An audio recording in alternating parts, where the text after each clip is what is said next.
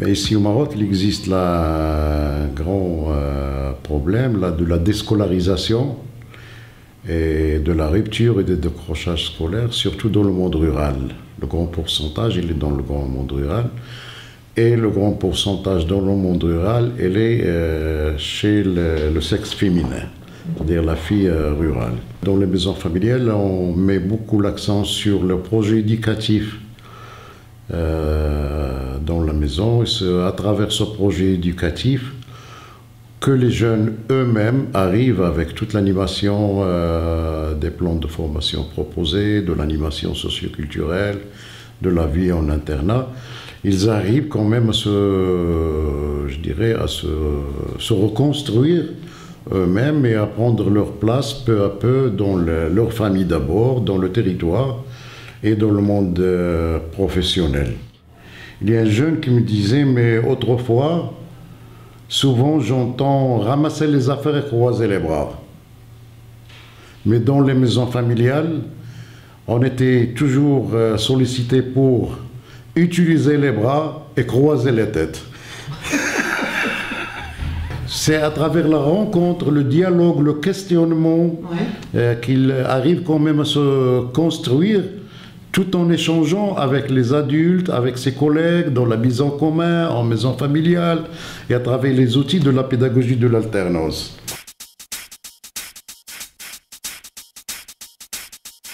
C'est un peu les difficultés dans la pédagogie de l'alternance. C'est pas une pédagogie normale, c'est pas une pédagogie facile. C'est une pédagogie de la vie, donc c'est renouvelable. À chaque fois, c'est une pédagogie de la réalité. La réalité, elle est toujours relative, elle est toujours renouvelable. Là, il y en a plusieurs difficultés. Donc, il n'y a pas quelque chose de standardiste et de modèle, à mon avis, à calquer ou à importer dans ce projet des maisons familiales. Nous devrons faire attention à ce que notre action MFR soit spécifique à notre continent, doit refléter l'image et l'identité et les besoins de notre continent. Ça, c'est très important parce qu'aujourd'hui, il faut, dans ce contexte de tout est mondialisé, il faut quand même que chaque maison familiale soit l'image de son territoire, de sa population, de ses préoccupations, de sa culture, et soit un outil aussi de développement de cette culture. La vie associative type maison familiale, c'est pas comme une vie associative dans une autre.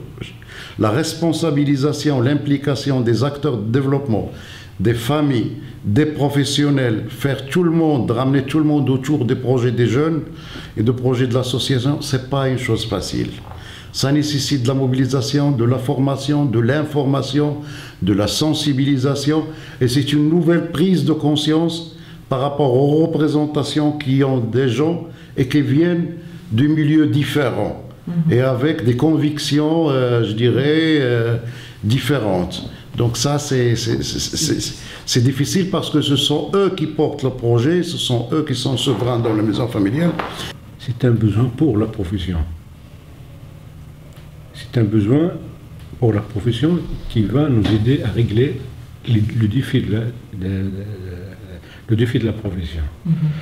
Donc, je vois personnellement que une MFR qui veut réussir et qui veut arriver à des résultats, il faut que le professionnel de l'endroit où il est soit un partenaire pour que tout le monde soit satisfait. Ce que j'ai appris, et j'apprends toujours dans les maisons familiales,